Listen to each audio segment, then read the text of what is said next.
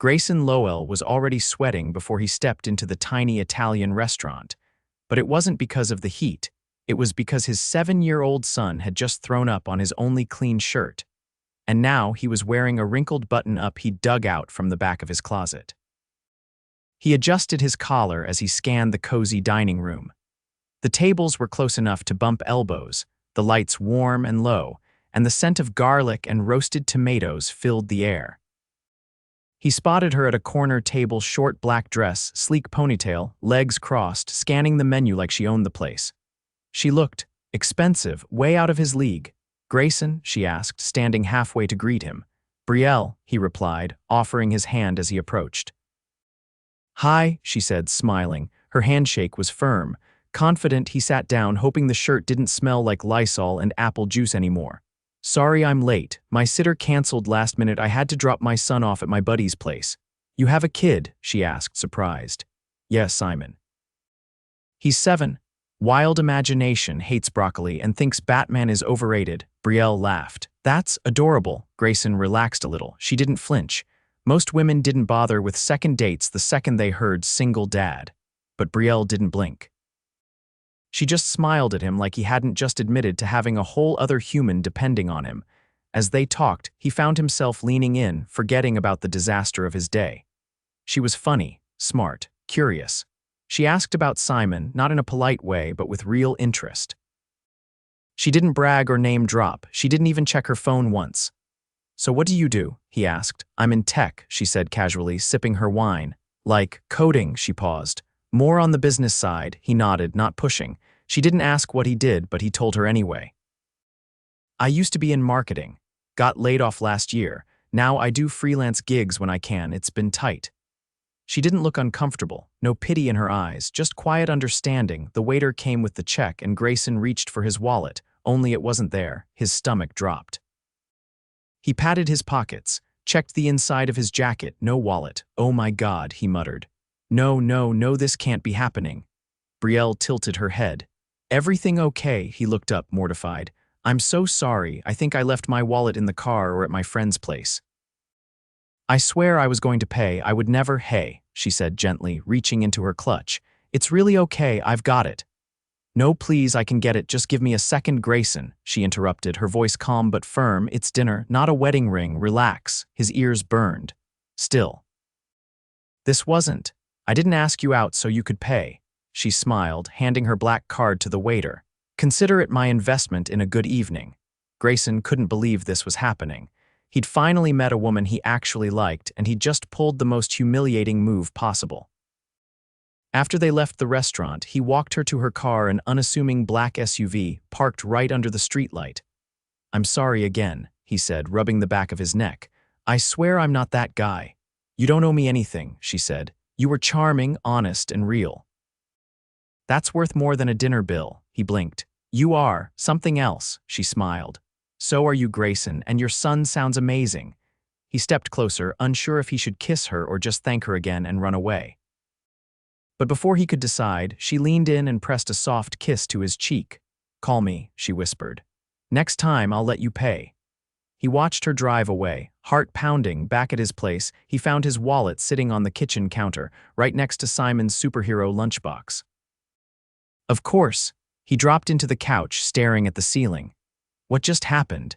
He didn't know that the woman who paid for their pasta and wine was Brielle Everly, CEO of Ever Tech Solutions, a billion-dollar startup that had just gone public last quarter. All he knew was that she made him feel seen, and he hadn't felt that in a long time. The next morning, Simon tugged on his sleeve as he was packing lunch. "Did your date like you?" Grayson smiled. "I think she did." "Is she gonna be my new mom?" Grayson paused, then laughed. "Let's not get ahead of ourselves, champ." But deep down, he couldn't stop thinking about her, not just because of the kiss, but because, for the first time in years, he was actually looking forward to seeing someone again. Grayson didn't call her the next day. It wasn't that he didn't want to. He did.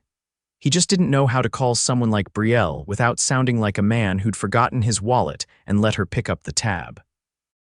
Twice he picked up the phone, thumb hovering over the screen, only to set it back down and head out into the living room. where Simon was building a blanket fort and demanding to know whether dragons could live in apartments. By the third day, Grayson had nearly convinced himself she'd probably forgotten about him anyway. Then, on Wednesday, he opened the front door and froze. There on the porch sat a rectangular white box wrapped in a navy ribbon. No note, no card. Just a small gold label that read, "For Simon." Grayson crouched, cautiously lifting the lid. Inside was a set of illustrated hardcover fantasy books, 7 in total, each one bound in deep blue leather with silver-trimmed pages. The kind of collection you'd find behind glass at a specialty bookstore. "Dad," Simon shouted from behind him. "What is it?" Grayson turned to him, still holding the box. "Looks like someone sent you an early birthday present." "But my birthday's not for 2 months, I know," Grayson said quietly, scanning the street. No sign of a delivery truck. No clue where it had come from. Simon dove into the books as if they held magical secrets. "These are epic." Grayson stood, still holding the ribbon. He knew exactly who had sent them. Later that night, after Simon had passed out mid-paragraph with one of the books open across his chest, Grayson finally dialed the number in his phone. It rang once. "Hey," Brielle answered, her voice smooth and unbothered. "I got your delivery," he said. "Well, Simon did. Good. I wasn't sure which edition to go with. I went for the collector's release, thought it might feel more special." "You didn't have to do that," he said, leaning against the kitchen counter. "I know, but I wanted to." He hesitated. "You're kind of hard to figure out." She laughed faintly. "Is that a compliment?" "It's something." There was a pause, not awkward, just full. "Are you free tomorrow night?" she asked with no hesitation. "I am," he said, surprised at how fast the answer came out. "But I'll need to sort out coverage for Simon." "My friend's on a night shift. I can help with that." "You want to babysit my kid?" "No," Brielle said. "I want to make sure you don't have to turn down dinner because of it. I have someone I trust. She runs a boutique nanny agency. I'll send her info to you. You can check her references, do whatever you need." Grayson blinked. "Why are you doing all this?" "Because I like talking to you," she said simply. "And I want to see you again." The next evening, Grayson met the nanny, Ruth, a soft-spoken woman in her 50s who arrived with a badge, a binder of verifiable credentials, and a bag of board games. Simon took to her immediately, and Grayson made sure Ruth had his emergency contact numbers before heading out. The car that pulled up wasn't a rideshare. It was a sleek black sedan, polished to a mirror shine, with a driver in a charcoal suit holding the rear door open. Grayson hesitated before sliding in. "You really didn't need to send a car." "Maybe I didn't," Brielle replied from the other seat, "but I wanted tonight to be easy for you." She was wearing a dark cream blouse tucked into tailored pants, her hair loose tonight, cascading down one shoulder. She looked comfortable and commanding at once. "Where are we going?" he asked. "You'll see." The restaurant sat atop a downtown high-rise, its glass walls revealing a skyline that shimmered against the night. Inside, there were no paper menus, only a soft-spoken host who greeted Brielle by name and led them to a corner table, already set with wine glasses and candlelight. Grayson pulled out her chair before sitting across from her. "You've got pull. I've been here once or twice," she said, unfolding her napkin. "More like once or 200 times," he murmured, scanning the room. "This place looks like it costs more than my rent." She didn't respond to that. Instead, she said, "Tell me something you've never told anyone." He blinked. "That's a heavy ask for a second date. I like skipping small talk." He took a breath. "All right. When I was 17, I wanted to be a novelist. I wrote 120 pages of a sci-fi epic before my laptop crashed and I lost everything. Did you ever try again?" "No, life got in the way." He paused. "What about you?" She swirled her wine. "I once applied for a job under a fake name just to see if people would take me seriously without my last name attached." He leaned in. "And they didn't." Grayson studied her, watching the flicker behind her eyes. "Your last name, Everly, that's familiar." She didn't flinch. "It should be." He tilted his head. "You're not just in tech, are you?" "No," she said, voice calm. "I built a company from scratch. It's called EverTech." He sat back slowly. "You're the Everly?" "Yes." He let out a breath. "You're a billionaire." "Technically, yes." He looked at her for a long moment. And you still paid for our dinner at that hole-in-the-wall Italian place. I liked the food, and the company." He laughed under his breath, shaking his head. "I don't know what to do with that." "You don't have to do anything with it," she said softly. "I'm not testing you, I'm not trying to impress you, I just wanted to be honest." Grayson leaned forward again, elbows on the table. "No offense, but women like you don't date guys like me." "Maybe they don't," she said, "but I'm not other women." The waiter arrived then, breaking the moment. They ordered, and the conversation shifted, lighter now, but the air between them had sharpened. The barrier of mystery was gone, and in its place stood something more electric, more real. Later, as the car pulled up outside his apartment, he didn't get out immediately. "You didn't have to tell me," he said quietly, "but I'm glad you did." "I wanted to," she replied. He leaned in and kissed her, nothing rushed, nothing desperate, just the kind of kiss that said he saw her now and not just the surface. When he opened the door, she reached out and touched his hand. "Grayson." "Yeah, I'm not looking for something casual," he nodded. "Neither am I." And then he stepped out into the night, heart pounding all over again. The first time Brielle came to Grayson's apartment, it was raining. Not a cinematic downpour, just a steady gray drizzle that soaked the sidewalk and made the cracked stairwell outside his building glisten under the streetlight. She didn't knock like someone unsure of her welcome. She rang the buzzer with the same confidence she carried into boardrooms, direct, unapologetic, certain. Grayson opened the door with Simon balanced on his hip, the boy's sneaker hanging loosely from one foot. "You're really here," Grayson said, surprised despite himself. Brielle stepped inside, brushing rain from her coat. "You said Thursday was good." "I did," he said, setting Simon down, "but I didn't think you meant here. You said you were cooking." "I said I was attempting it." Simon tugged Brielle's sleeve. "Do you like grilled cheese?" "I do," she said, crouching to his level, "especially with tomato soup." "That's what we made," he said proudly. "Dad put too much pepper, but I said it's okay," Grayson groaned. "He's a terrible liar." Brielle laughed, standing again. "I like pepper." The apartment was modest, 2 bedrooms, scuffed floors, a couch with a blanket draped over the backrest. But it was clean, warm, and smelled faintly of garlic and melted cheese. They ate at the small table by the window, Simon animatedly recounting a story about a classmate who claimed he once saw a UFO behind the school gym. Brielle listened with the kind of attentiveness Grayson hadn't realized he missed in adults. No distracted nodding, no half-hearted smiles. Just genuine interest. After dinner, Simon disappeared into his room to draw, leaving them with empty plates and quiet. "You didn't have to come here," Grayson said, stacking dishes. "Most people would have suggested a rooftop bar or some place with valet." "I had enough rooftop bars last year to last a lifetime," Brielle said. "I wanted to see where you live." He turned, drying his hands, and she looked around, thoughtful. "I can tell it's a home." "That's rare." He studied her for a beat. "You didn't grow up with one," she shook her head once. "I did, but it felt like living in a hotel, polished, cold, the kind where you'd get in trouble for leaving a cup in the sink." "Sounds exhausting." It was. "I used to rearrange furniture just to feel like something was mine. My parents hated that." Grayson leaned against the counter. "It's weird. You build something big enough, people assume you came from comfort." "I came from pressure." "Not comfort." They stood in the silence that followed, not awkward but heavy with something unspoken. Then Brielle stepped closer, fingertips brushing the edge of the counter. "Do you ever wish things had gone differently?" she asked. "In what way? Your job, your writing?" "Your life," he considered that. "I used to, but then Simon came along and suddenly everything I thought I wanted felt smaller." She nodded slowly. "You ever think about trying again?" "The writing. I don't even know where I'd start," with a sentence. He looked at her, surprised by the simplicity. "Is that how you start companies?" "Sort of, with a problem, then a plan, then a lot of people telling me it'll never work." He smiled. "And you prove them wrong. Eventually." Simon reappeared then, clutching a folded paper in both hands.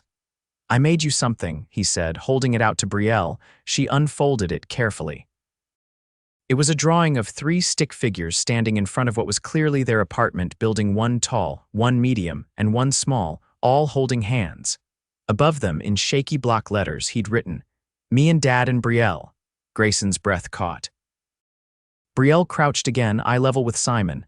"This is beautiful," she said. "Can I keep it?" He nodded. "You can put it on your fridge, I will." After Simon went to bed, Grayson walked her downstairs. The rain had stopped, but the air was still damp and the streetlights cast a soft shimmer over the pavement. "I didn't mean for him to get attached so fast," Grayson said quietly as they reached her car. "I didn't mean to either," she replied. He hesitated. "I don't know what this is yet, Brielle, but I know what I don't want." "And what's that?" "Something temporary." She looked at him, eyes darker in the low light. "Neither do I." Then she leaned in to kiss him, and this time there was no hesitation, no uncertainty. Just the quiet, certain connection of two people who had somehow found each other in the mess of real life and weren't about to let go. When she pulled back, she rested her forehead lightly against his. "Next time," she whispered, "you're coming to my place. I'll bring the pepper," she laughed, brushing her thumb along his jaw. "Deal." As she drove off, Grayson stood on the sidewalk a moment longer, the drawing still folded in his jacket pocket, warmth blooming in his chest. He didn't know where this was going, but for the first time in a long time he wanted to find out. The first time Grayson stepped into Brielle's penthouse, he had to remind himself to keep breathing. It wasn't the marble floors or the panoramic view of the skyline, though those were impossible to ignore.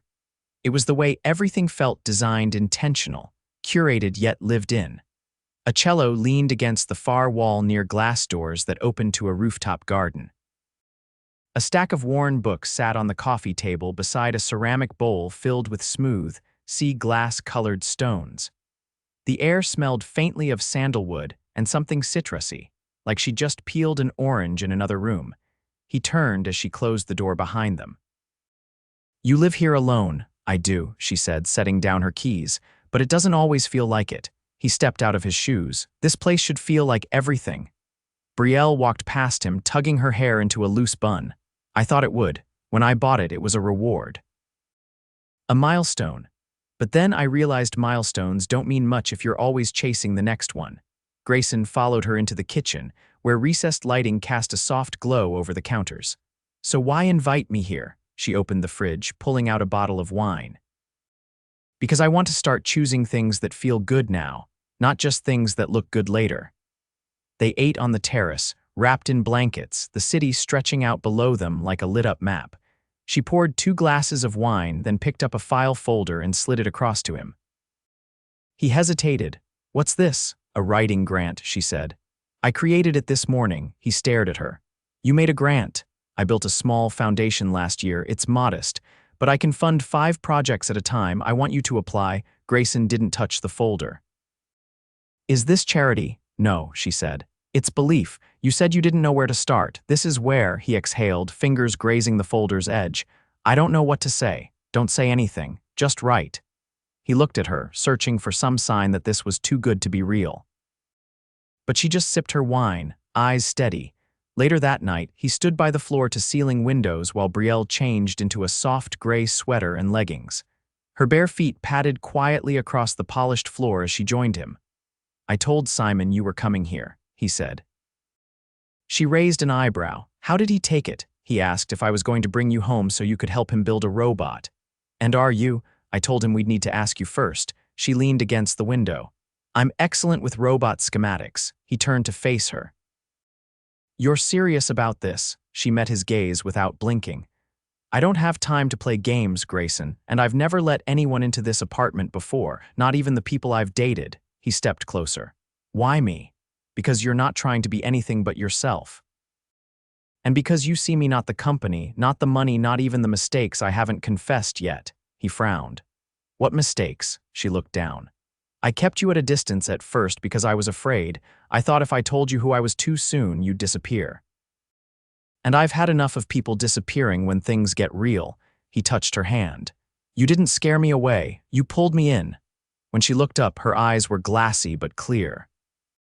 "Then maybe we should stop pretending this isn't becoming something real." He kissed her this time deeper, slower, the kind of kiss that didn't ask for anything except honesty. Days passed. Then a week. Grayson found himself writing again, late at night after Simon went to bed, long after the dishes were done and the house was quiet. Brielle read every page, red pen in hand, offering notes that were sharp but never cruel. She didn't coddle him. She challenged him. They fell into a rhythm that didn't feel like compromise. It felt like breath. She brought Simon a robotics kit and spent an entire Saturday on the floor of Grayson's living room helping him build a blinking, lurching creature named Captain Zap. Simon called her Bee now, like it was the most natural thing in the world. One evening, Grayson walked into her office while she was adjusting a presentation on her laptop. He placed a small velvet box on her desk. She looked up, cautious. "What's this?" "Not what you think," he said, sitting beside her. "Open it." Inside was a tiny gold ring shaped like a crown, child-sized. Simon picked it out, he said. "He said if you're going to help him command robots, you need a proper title." Brielle laughed, eyes glistening. "It's perfect." He reached for her hand. "I know we're still figuring this out, but I need you to know this isn't temporary for me. I don't want to date you while it's convenient. I want to build a life with you, one where we don't have to pretend we're not already halfway there." She looked at him for a long, silent beat. "You don't care that I have more money than you'll ever need." "No," he said simply. "Because your money never once bought me what you've already given me, hope." Brielle stood and pulled him to his feet, arms circling his waist. "Then let's stop waiting for the perfect moment." A month later, they stood together on her rooftop under a canopy of lights, surrounded by a handful of people they loved. Simon wore a tiny tuxedo and carried the rings in a velvet box shaped like a book.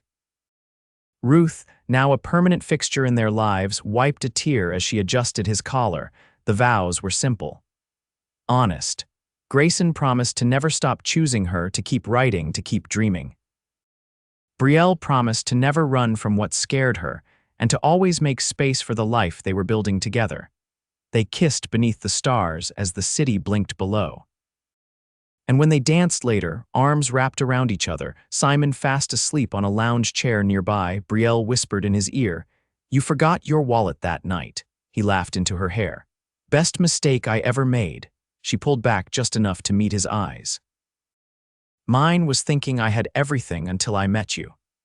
They didn't need a grand ending, because they were already living their beginning. Grayson adjusted the lapels of his navy jacket, nerves creeping up his spine as he glanced at the mirrored wall of the ballroom. The event was not his scene. Too many cameras, too many polished smiles, too much whispered speculation, but Brielle had asked him to be there. Not as her plus one, as her husband, as her partner. She stood across the room, radiant in a floor-length emerald gown that hugged her with effortless elegance. Her hair was swept up, revealing the delicate gold earrings Simon had picked out for her birthday. She was in conversation with someone from the board of her new philanthropic initiative, but her eyes found Grayson's the moment he looked her way. The connection between them was quiet, but it settled his nerves more than any drink ever could. A man with silver hair and too much cologne approached him, offering an overly firm handshake. "You're the writer," he said. "Brielle's husband." Grayson nodded. "That's right. I heard you're working on a novel. Any chance it's about falling for a tech mogul?" "Not quite," Grayson replied. "It's about rediscovering the courage to live the life you thought you lost." The man laughed good-naturedly, clapped him on the shoulder, and wandered off before Grayson could say anything else. He spotted Simon at the far side of the room, playing cards with Ruth at a low table near the catering staff. The boy wore a miniature three-piece suit and a crooked tie he refused to let anyone fix. Brielle joined him at the edge of the dance floor, her expression unreadable.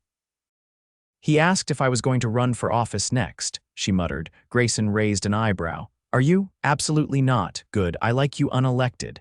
She slipped her hand into his. "How are you holding up?" "Still convinced I was underdressed the moment we walked in." "You're the only man here not trying to impress anyone. That's what makes you the most impressive one in the room." They danced as a soft jazz quartet played near the terrace doors. Grayson wasn't a dancer, but Brielle moved with such ease it didn't matter. He followed her rhythm, letting her lead without ever making him feel like he wasn't still holding her. As the music faded, she held him close, her voice low. "I got an offer today, a full buyout of EverTech, cash. No conditions." His chest tightened. "You thinking of taking it?" I already said no. He pulled back slightly to read her face. "Why?" "Because I'm finally building something that isn't just about scale or valuation. I started this company to solve a problem. Now I want to use what I've built to solve different ones, real ones, with impact, not growth. You don't need anyone's permission to change direction."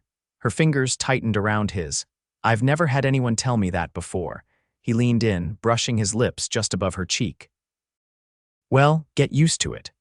Later that night, they sat on the terrace of the penthouse, the city lights flickering against the sky, Simon asleep in his room down the hall. Brielle had kicked off her heels and draped one leg over Grayson's as she nursed a cup of chamomile tea. He was reading over the latest chapter of his manuscript, blue pen in hand, his brows furrowed. "You're being too nice," he said. She sipped her tea. "You already rewrote the chapter." "I like this version better." "You like it because I stopped trying to make the protagonist a version of me." "No," she said, setting her cup down. "I like it because you stopped hiding behind cleverness and started writing with honesty." He closed the folder and turned to her. "I didn't think I'd ever get this far. I didn't think I could." She rested her hand on his knee. "Now you can't imagine stopping." He exhaled slowly, letting the moment settle. "You ever think about what happens next? Every day?" "Do you ever get scared?" She nodded. "All the time. But not because I'm afraid of what we have. I'm afraid of what I might have missed if I hadn't sat down at that restaurant." He kissed the inside of her wrist. "I still think about that night." "I do too." Weeks turned into months. Grayson's novel was picked up by a mid-sized publisher known for discovering emotionally driven authors. The advance wasn't massive, but it was more than he'd made in the past 2 years combined. He used a portion of it to convert the guest room into a writing studio, complete with a second-hand leather armchair and the typewriter he thought he'd never use again. Brielle handed off day-to-day operations of EverTech to a new executive team, choosing instead to focus on launching a foundation that funded educational programs for young women in underrepresented communities. She met with school administrators, traveled to rural towns, and built partnerships with grassroots organizations, some of which were started by women who reminded her of herself before the boardrooms and the billion-dollar valuations. Their life didn't look like anyone else's. It looked like theirs. On a warm spring afternoon, they hosted a small gathering in their rooftop garden. Simon had just finished reading a short story at school, and his teacher had recommended he submit it to a youth magazine. Grayson grilled burgers. Brielle refilled lemonade glasses. Ruth sat in a shaded corner, knitting a scarf while keeping an eye on the kids playing tag. Grayson set a plate down in front of Brielle and slid into the chair beside her. "He asked me if he could hyphenate his last name," he said. She turned to him. "You serious?" Everly Lowell. A long pause stretched between them. "What did you say?" she asked. "I said it was up to him." She looked across the garden at Simon, who had just tackled another child and was laughing so hard he fell backward into the grass. "He's already ours," she said softly. Grayson reached for her hand. "So are we." The sun dipped lower, casting golden light across the terrace. Music played softly from a speaker in the corner, and laughter rose like a second melody over the clinking of glasses.